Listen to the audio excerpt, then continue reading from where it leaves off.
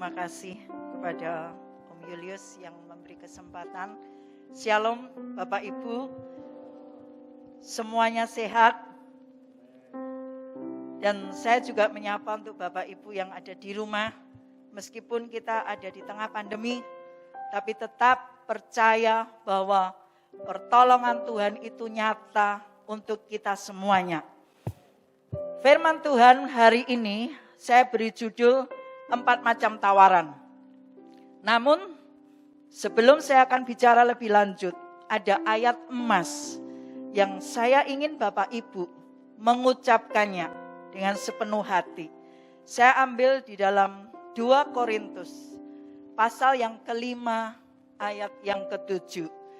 Kita sama-sama mengucapkannya. 2, 3. Sebab hidup kami ini adalah hidup karena percaya, bukan karena melihat. Amin. Ya. Bapak Ibu, hari ini ketika saya menyiapkan materi khotbah ini, saya sungguh-sungguh berterima kasih karena apa? Tuhan itu baik. Isi hati Tuhan yang disampaikan. Dan hari ini pengajaran firman Tuhan yang akan saya sampaikan. Bukan khotbah yang enak didengar. Saya mulai lebih dulu, tapi kembali lagi. Sebagai umat Allah, sebagai anak Allah, yang namanya anak harus mau terima didikan oleh orang tuanya. Setuju? Bapak Ibu, hidup kita ini adalah suatu perjalanan. Ketika kita lahir sampai nanti kita pulang kepada Tuhan, itu digambarkan dengan perjalanan keluarnya Israel dari tanah Mesir, yang kemudian berputar di padang gurun 40 tahun. Sampai akhirnya mereka dituntun masuk ke tanah Kanaan. Ini adalah simbol perjalanan iman kita di dalam dunia sampai kita nanti pulang. Dan saya berikan pengarahan sedikit supaya Bapak Ibu bisa nanti belajar lebih dalam lagi kalau sudah di rumah.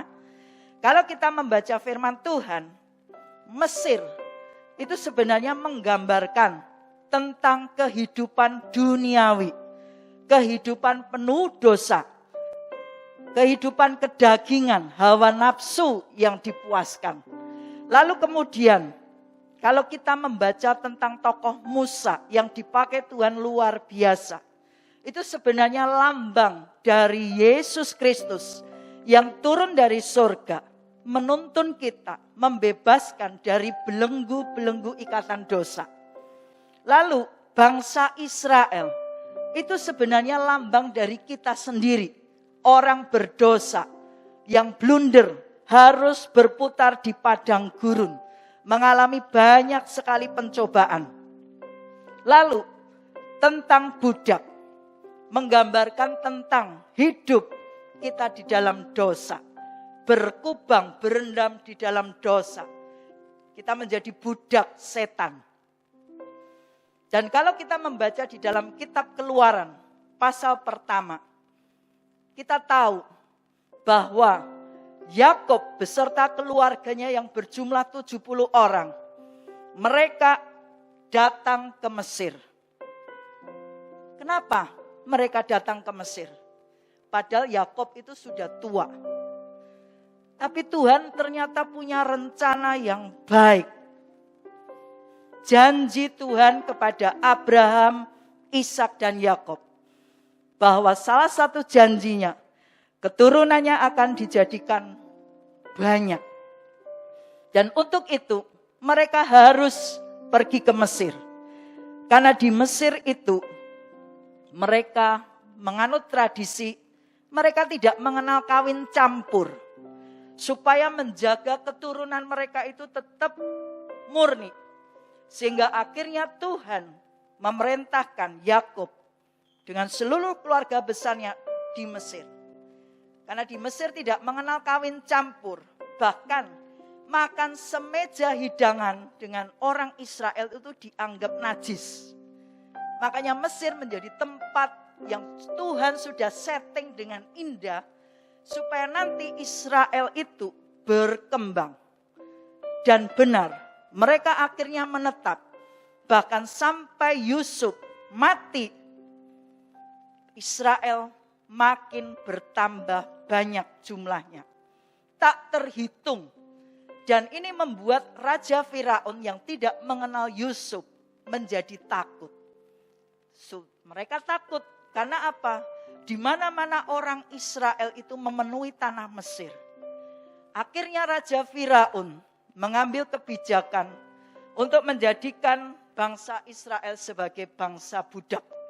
Mereka diperas tenaganya untuk membangun kota Mesir.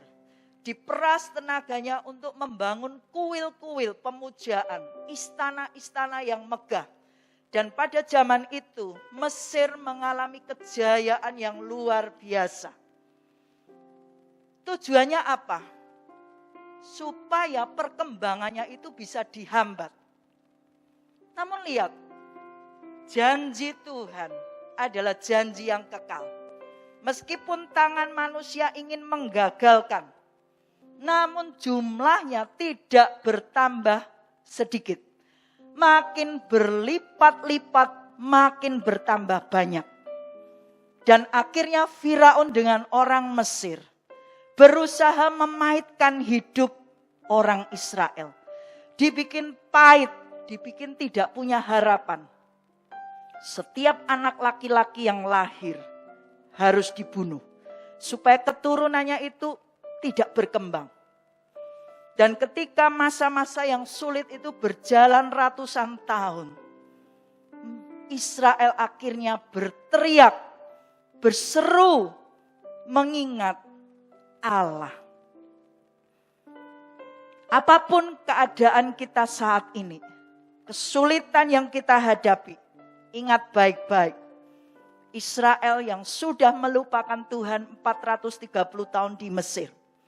Namun ketika mereka akhirnya butuh Tuhan, mereka berteriak, minta tolong dengan mengerang. Sampai mereka sudah tidak tahan. Allah tidak tidur. Allah mendengar. Karena apa? Allah mengingat perjanjiannya dengan Abraham, Ishak dan Yakub. Dan akhirnya kita tahu, Musa diutus Tuhan untuk memimpin pembebasan Israel. Dan alasan yang dipakai Musa untuk mereka bisa keluar dari Mesir awalnya, mereka itu hanya minta cuti 3 hari saja untuk mereka bisa keluar dari Mesir. Karena yang diinginkan Tuhan di dalam kitab Keluaran pasal 5 ayat yang ketiga. Mohon minta tolong ayatnya dimunculkan. Lalu kata mereka, Allah orang Ibrani telah menemui kami. Izinkan kiranya kami pergi ke padang gurun 3 hari perjalanan jauhnya untuk mempersembahkan korban kepada Tuhan Allah kami. Supaya jangan nanti mendatangkan kepada kami penyakit sampar atau pedang. Awalnya hanya 3 hari minta izin untuk keluar dari Mesir dan mereka ingin memberikan korban, beribadah kepada Tuhan. Satu kegiatan yang sudah lama mereka tidak lakukan. Dan mereka harus keluar di Mesir. Karena apa? Di Mesir itu setiap jengkal tanah itu penuh dengan dewa-dewa berhala. Makanya mereka harus keluar. Namun kita lihat, Firaun keras hati. Gak izinkan Israel itu keluar. Meskipun hanya 3 hari. Akhirnya kita tahu, Tuhan menjatuhkan tulah yang begitu hebat. Dari tulah pertama, air menjadi darah. Sampai kemudian tulah-tulah yang berikutnya ada 10 macam tulah. Dan itu ada level-levelnya. semuanya menunjukkan betapa Allah Israel itu Allah yang dahsyat, Allah yang hebat. Ketika akhirnya tulah yang keempat, tangan Tuhan mulai teracung. Dan para ahli sihir mulai ketakutan melihat fenomena yang tidak pernah mereka lihat sebelumnya. Sampai mereka memberi saran kepada Firaun. Ini tangan Tuhan yang sedang bekerja. Bukan dengan kekuatan sihir lagi. Dan mereka mulai ciut hati. Akhirnya Firaun tahu. Dan Firaun mulai melakukan negosiasi kepada Musa. Ada 4 macam tawaran yang diberikan Firaun kepada Musa. Dan hari ini yang akan kita belajar sama-sama. Apa aja 4 macam tawaran itu? Yang pertama, tawaran pertama yang dilontarkan oleh Firaun kepada Musa ada di dalam kitab Keluaran pasal 8 ayat yang ke-25. Demikian bunyinya. Lalu Firaun memanggil Musa dan Harun serta berkata, "Pergilah, persembahkanlah korban kepada Allahmu di negeri ini." Artinya, kau boleh beribadah, kau boleh menyembah Tuhan, tapi hatimu di Mesir saja. Kau boleh sembahyang, kau boleh jadi anak Tuhan, tapi kedaginganmu jangan kau buang. Hawa nafsumu jangan kau tolak. Itu yang setan tawarkan kepada kita di akhir zaman ini. Mengajak orang berbakti, tapi hanya lahiriah. Fisiknya, tubuhnya ada di gereja. Mulutnya ngomong haleluya puji Tuhan. Tapi rohnya tidak mengasihi Tuhan. Hanya settingan supaya dapat sanjungan, supaya dapat pujian. Bahwa kita orang yang beragama. Itu yang setan tawarkan. Kau boleh beribadah, tapi di Mesir. Makanya Bapak Ibu, kalau kita yang sudah menerima keselamatan dari Tuhan, itu baru titik awal. Bangun kebiasaan kita untuk mencintai firman. Bangun kebiasaan kita untuk suka berkomunikasi dengan Tuhan. Bangun relasi yang intim dengan Tuhan. Nomor satukan Tuhan lebih dari apapun. Sehingga ibadah kita itu menjadi ibadah yang ada powernya. Ada kuasanya. Kita tidak lagi jadi orang yang kalah. Berkali-kali mungkin kita jatuh, tapi tidak sampai tergeletak. Karena kita membangun manusia roh kita. Bukan ibadah yang lahiriah. Setan ingin kita terlena di akhir zaman ini. Apalagi dengan masa pandemi. Kegiatan kita beribadah. Kegiatan kita bertumbuh. Menjadi sangat kecil kesempatannya. Tapi Tuhan ingin kita dengar baik-baik. Tawaran yang pertama ini. Jangan sampai kita menjadi manusia yang hebat di pemandangan manusia. Tapi kosong di hadapan Tuhan. Pelayanan kita kelihatannya hebat. Tapi tidak ada roh Allah di dalamnya. Karena yang dipakai hanya kemampuan akal manusia. Mari kita belajar untuk mengosongkan diri seperti Tuhan. Mengambil gaya hidupnya Yesus Kristus. Yang sudah memberi teladan kepada kita. Supaya kita mengalami kemenangan. Jangan seperti Hofni dan Pinias. Kita tahu dia anak seorang imam besar. Imam Eli. Bahkan Samuel aja sejak kecil dititipkan. Namun lihat, Hofni dan Pinias itu sudah melayani Tuhan, ngerti kebenaran, tapi perilakunya tidak menghormati Tuhan sama sekali. Ketika mereka melayani di kemah suci, mereka memandang rendah ibadah. Semaunya sendiri, sesuka hati. Bahkan mereka melakukan percabulan. Perempuan-perempuan yang melayani di pintu kemah ditiduri. Gaya hidup seperti ini setan suka. Tapi dengar baik-baik. Kita ada di tengah pandemi. Corona Tuhan izinkan terjadi melanda dunia. Berarti Tuhan sedang memberikan alarm untuk anak-anak Tuhan itu tidak tertidur. Tidak merasa puas dengan yang sekarang ini. Kita harus bangkit. Ingat di dalam Matius 7 ayat 21 sampai 23. Bukan orang yang berseru Tuhan, Tuhan yang akan masuk kerajaanku. Tapi yang melakukan kehendak Bapa di surga. Ada lagunya, mungkin Bapak Ibu bisa menyanyikan. Bukannya orang yang berseru Tuhan, Tuhan yang kan masuk ke dalam kerajaan surga. Bukannya orang yang berseru Tuhan, Tuhan, melainkan yang menurut kehendaknya. Sudahkah kita memiliki relasi yang intim dengan Tuhan? Jadi ibadah kita benar-benar ibadah karena kita mengasihi Dia.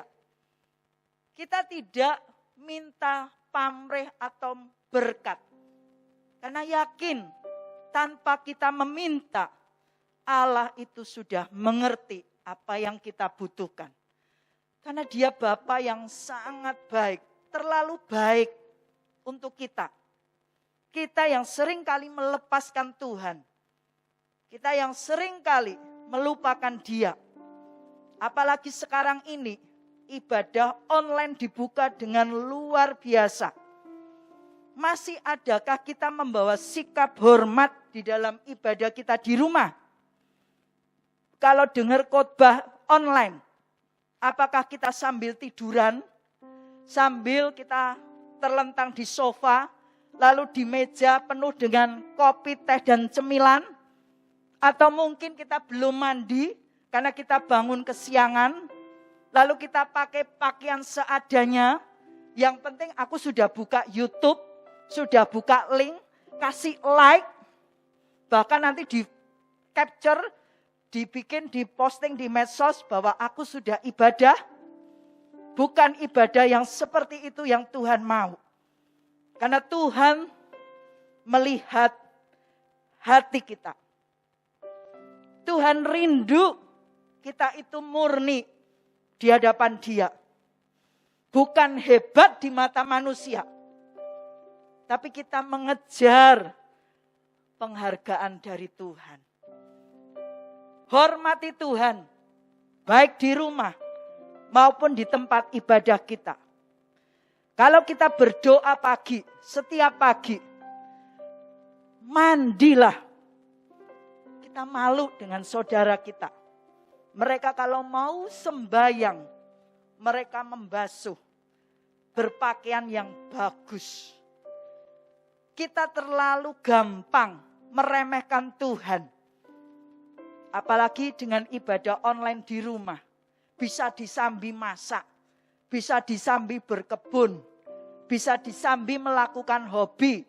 Gowes langsung dipasang ini headsetnya. Yang penting aku dengar khotbah. Yang penting aku sudah dengar apa yang pendeta katakan. Dengar baik-baik. Tawaran pertama iblis itu yang sedang disebarkan pada masa pandemi seperti sekarang ini. Tuhan tidak suka. Tuhan ingin kita berubah. Ambil komitmen di hadapan Tuhan. Hormati Dia sebagai pribadi yang benar-benar layak mendapatkan penghormatan dari kita. Tawaran yang pertama gagal. Firaun tidak menyerah.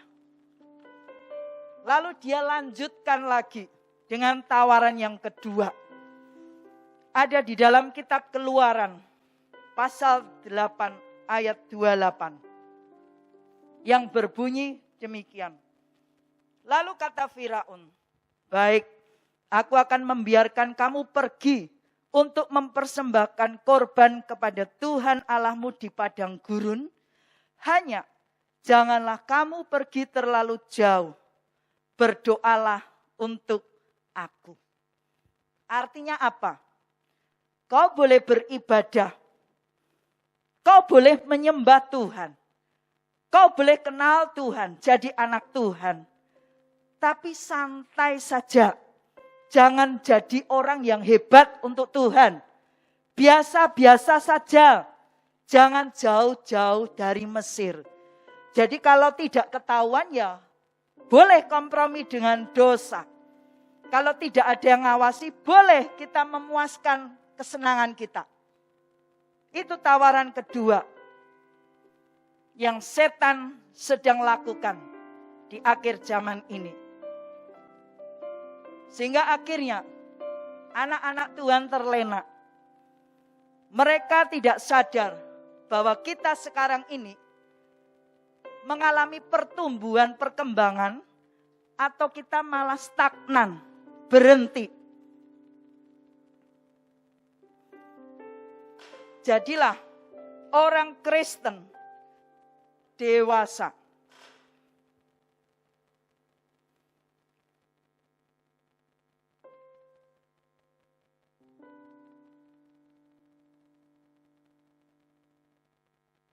Bayi.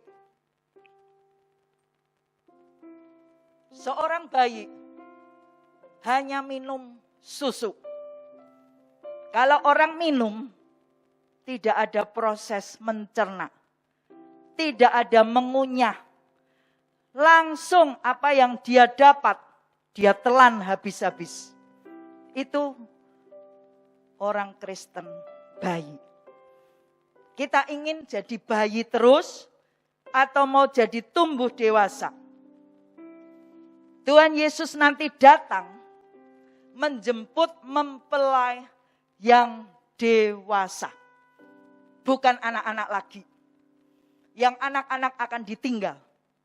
Yang dewasa itu akan dijemput Tuhan.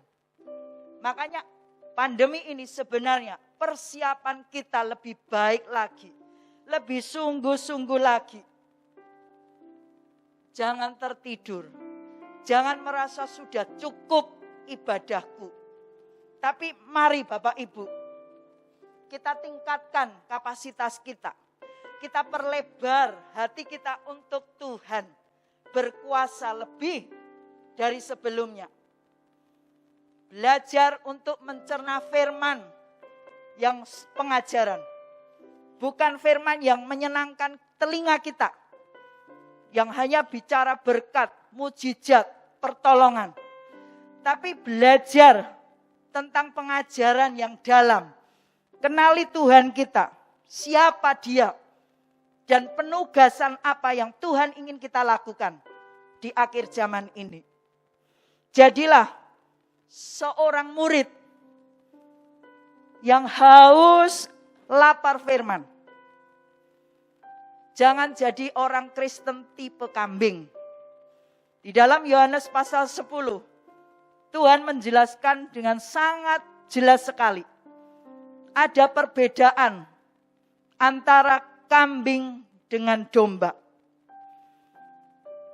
Kalau kita melihat domba itu, karakter yang paling utama, dia mengenali suara gembalanya. Kalau dipanggil, dia kenal betul suara siapa yang menggembalakan. Hatinya lembut. Tapi kalau tipe kambing, dipanggil, diteriakin, dia malah lari kabur. Makanya menggembalakan domba itu lebih mudah. Tapi menggembalakan kambing lebih sulit. Lalu tipe domba, kita lihat cara dia makan. Kepalanya pasti menunduk. Gambaran apa? Tuhan ingin kita jadi orang Kristen, anak Tuhan, yang punya kerendahan hati. Mau melayani Tuhan lebih. Punya spirit excellent untuk Tuhan. Tapi kalau kambing, makannya, kepalanya mesti ke atas. Dan semuanya diterjang. Habis. Semuanya disikat. Langsung dikunyah. Tidak ditelan, tidak dicerna dulu. Itu tipe kambing. Tuhan ingin kita punya kualitas domba, bukan kambing. Dan Tuhan ingin kita juga menjadi seperti jemaat di Berea. Bagaimana jemaat itu dipuji oleh Paulus. Karena jemaat ini rela hati, antusias mempelajari firman Tuhan.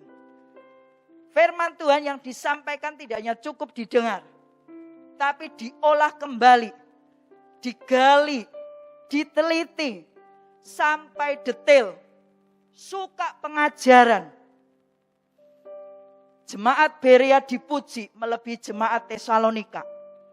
Karena sikapnya terhadap firman itu sangat positif. Antusiasnya luar biasa. Adakah kita antusias terhadap firman? Adakah hari-hari kita ini rindu untuk belajar firman? Waktu pandemi ini kesempatan yang baik. Karena banyak orang harus kerja dari rumah. Banyak orang mengurangi jam kegiatan. Di sela-sela jam kosong itu, pilihan ada di tangan kita. Dan setan tidak meninggalkan kesempatan ini. Dia tawarkan tawaran yang kedua. Ibadahlah, tapi santai. Ibadahlah, tapi jangan ekstrim. Jangan detail. Yang penting cukup dengar khotbah seminggu sekali cukup. Ya kalau doa, ya kalau ada kebutuhan doalah. Tidak ada relasi yang dibangun. Mari di akhir zaman ini kita bangun keintiman kita lebih. Kualitas sebagai domba. Kualitas sebagai anak Tuhan yang dewasa. Yang akan kita berikan kepada Tuhan. Itu persembahan yang menjadi dupa yang harum di hadapan Tuhan. Bukan dari hebatnya kita melakukan pelayanan. Tawaran kedua gagal. Firaun tidak menyerah. Lalu dia mulai menawarkan tawaran yang ketiga. Di dalam kitab Keluaran, pasal 10, ayat 8 sampai 11. Tuhan boleh menyertai kamu jika kamu membiarkan kamu pergi dengan anak-anakmu. Lihat, jahatlah maksudmu. Bukan demikian, kamu boleh pergi, tapi hanya laki-laki. Dan beribadalah kepada Tuhan, sebab itulah yang kamu kehendaki. Tawaran Firaun yang ketiga, artinya kita ibadah, tapi jangan bawa keluarga kita. Seperti yang sekarang ini terjadi. Lansia menurut aturan pemerintah, juga anak-anak belum bisa ibadah. Tapi ingin dengar baik-baik. Jangan lupakan keluarga kita. Bangun mesbah keluarga kita. Mungkin kita tidak bisa ibadah leluasa seperti dulu. Bisa satu keluarga rame-rame. Tetapi di rumah-rumah ini sekarang peluangnya cukup besar untuk kita bisa membangun mesbah bersama keluarga. Dan tidak ada larangan kalau kita ibadah bersama keluarga. Hanya masalahnya, kita mau repot atau tidak. Saya bersyukur, Tuhan masih sayang kepada saya. Papa mama saya sampai hari ini usia 80 sehat. Tidak ada penyakit apapun. Dan kami punya kebiasaan yang saya jalankan sudah sejak 2018.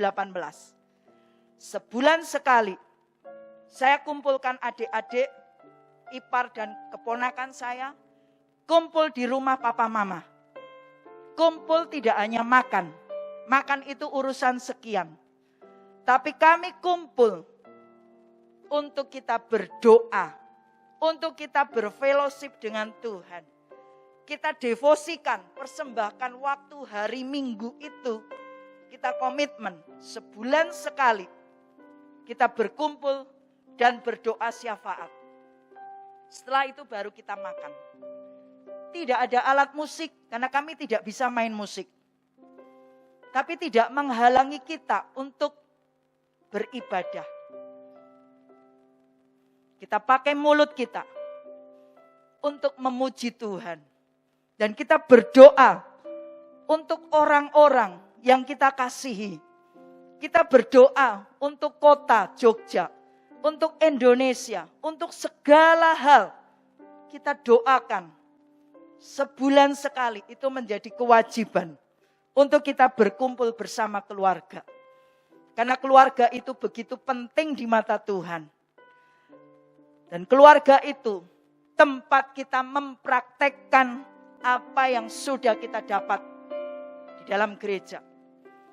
Ladang yang paling mudah untuk kita lakukan praktek firman hanya di keluarga. Ring terdekat kita lebih dulu. Kalau kita bisa menghargai, menyayangi keluarga kita, baru kita bisa keluar. Jangan kebalik. Banyak orang sibuk dengan luar, tapi di dalam tidak dipelihara dengan baik. Tuhan ingin kita menghormati dan menyayangi keluarga kita.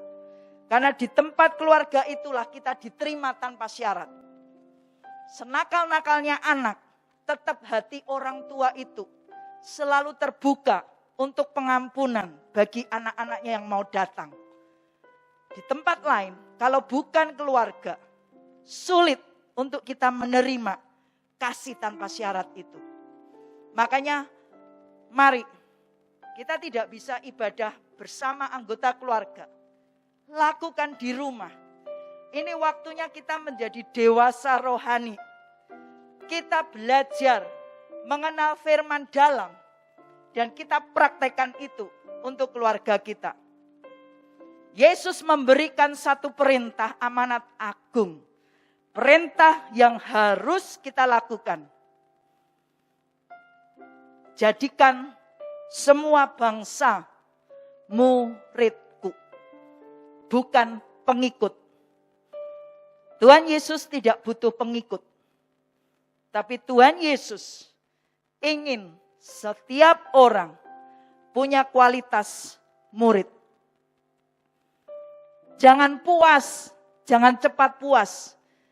Kalau kita sudah membaca dan merenungkan. Tapi lanjutkan. Masuk ke level yang lebih dalam. Praktek itu. Lakukan firman. Apa yang sudah kita dapat, kita lakukan. Dan kalau kita sudah melakukannya, ceritakan, ajarkan. Tidak ada kata tidak bisa. Tuhan melihat hati. Kalau Tuhan melihat hati kita yang penuh kerinduan untuk dipakai Tuhan, maka Tuhan yang akan memperlengkapi dan mengurapi. Dan Tuhan tidak pilih orang pintar. Tapi Tuhan mencari orang-orang yang mengasihi Dia dengan sepenuh hati. Orang-orang yang mau bayar harga. Menghormati Dia lebih dari apapun. Tuhan sanggup memakai siapapun. Tuhan tidak pernah membuat batasan.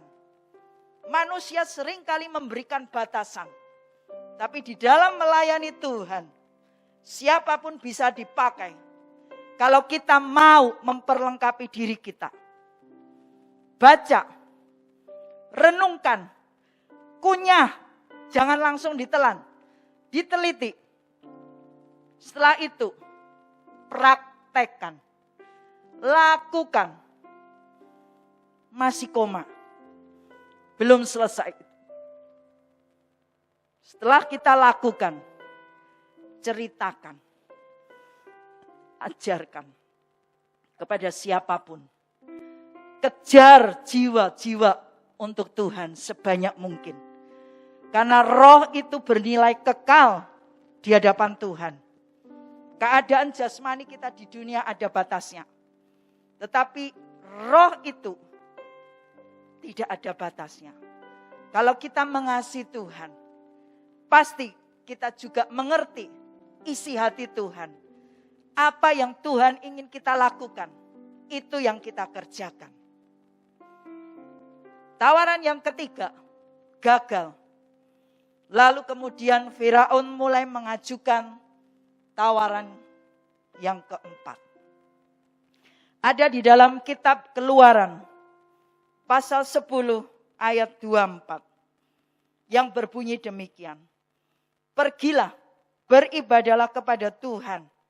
Hanya kambing dombamu dan lembu sapimu harus ditinggalkan. Juga anak-anakmu boleh turut beserta kamu. Artinya apa? Setan ingin di masa pandemi ini kita ibadah, tapi tidak dengan harta kita. Ini masa sulit. Semuanya mengalami krisis keuangan. Ibadahlah, tapi duitmu simpan. Jangan kau beri untuk Tuhan. Kita belajar dari teladan Ishak. Ishak memberi contoh yang istimewa. Banyak orang suka karena Ishak diberkati berkali lipat, beratus kali lipat. Semua orang ingin berkatnya Ishak. Tapi sadarkah kenapa Ishak diberkati beratus kali lipat? Karena di masa krisis, Ishak tetap menabur untuk Tuhan. Yesus memberi teladan 5 roti 2 ikan. Matematika Tuhan dengan matematika manusia beda. Sesuai dengan ayat emas kita.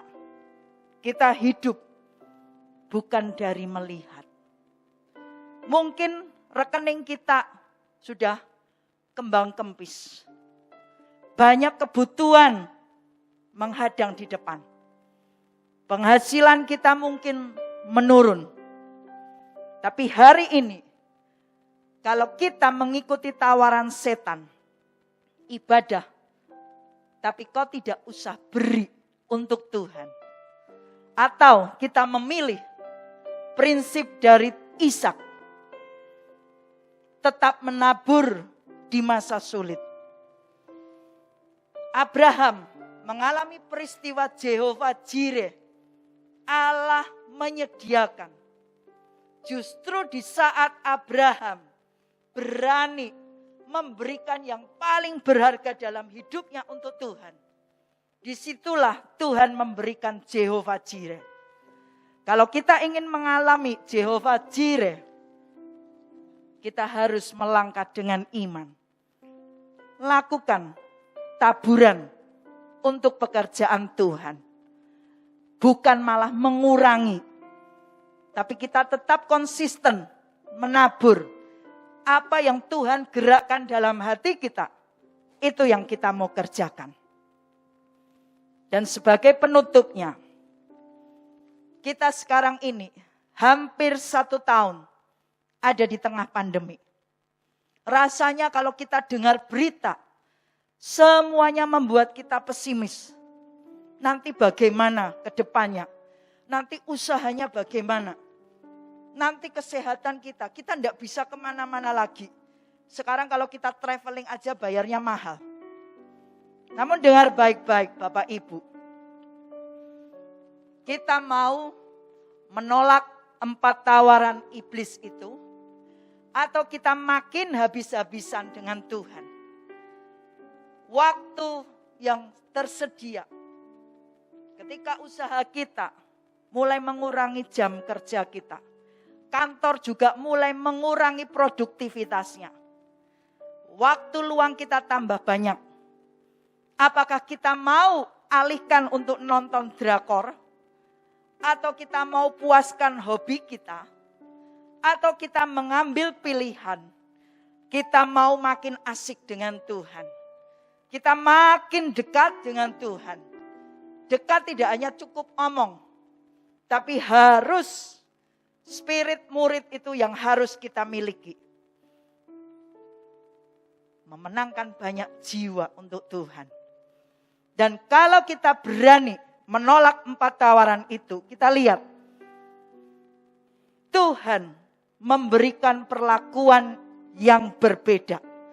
Tuhan memberikan Goshen untuk umat Allah. Ada perlakuan istimewa yang diberikan Tuhan kalau kita berani menolak 4 tawaran dari setan.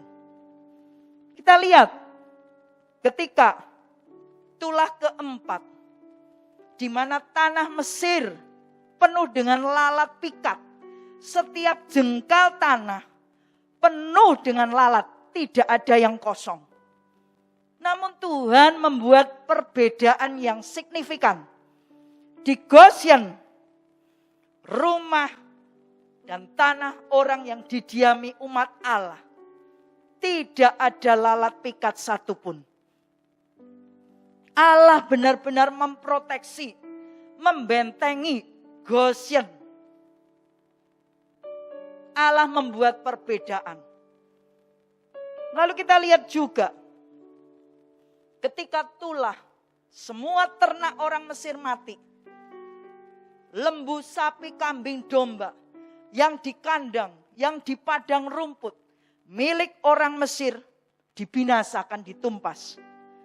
Tetapi kita lihat di dalam Keluaran 9 ayat 4. Tuhan membuat perbedaan antara ternak orang Israel dan ternak orang Mesir. Sehingga tidak ada yang akan mati seekor pun dari segala ternak orang Israel. Allah benar-benar memelihara, membungkus Goshen itu. Sehingga di sekeliling Mesir penuh dengan tulah. Tapi Goshen dibuat beda oleh Tuhan. Lalu kita lihat juga di dalam Keluaran 9 ayat 24 sampai 26. Ketika Mesir diberikan tulah hujan es, disertai dengan api yang menyambar. Dan hujan es itu belum pernah dilihat di negeri orang Mesir. Semuanya mati. Karena hujan es yang ditimpakan di Mesir itu bukan hujan es batu kerikil kecil-kecil. Tapi bongkanya itu besar-besar. Sehingga membinasakan tumbuhan yang ada di Mesir. Namun lihat, di Goshen, tempat kediaman orang Israel, tidak turun hujan es. Ada payung yang melindungi tangan Tuhan yang perkasa. Membuat perbedaan antara Mesir dengan Goshen. Dan yang terakhir, ketika Mesir diliputi kegelapan 3 hari 3 malam. Sampai orang-orang di Mesir itu tidak dapat bangun dari tempat tidurnya. Karena begitu gelap. Tapi Tuhan membuat perbedaan lagi. Ada terang di Goshen. Tidak ada kegelapan. Karena itu kita bersyukur kepada Tuhan. Janji Tuhan itu ya dan amin. Kalau Goshen ilahi itu pernah dilakukan Tuhan di zaman Musa, maka di zaman sekarang ini Goshen itu juga kita miliki. Kalau kita berani mengambil keputusan, kita berbeda dengan gaya hidup orang Mesir. Waktu yang Tuhan berikan, gunakan dengan baik. Bangun keintiman kita dengan Tuhan. Dandani manusia roh kita. Boleh kita merawat yang di luar. Tapi jangan lupakan bahwa perhiasan batiniah kita itu yang dinilai Tuhan. Maka Tuhan pasti akan memberikan Goshen untuk kita. Dan kiranya firman Tuhan hari ini menjadi berkat untuk kita semua. Tuhan Yesus memberkati.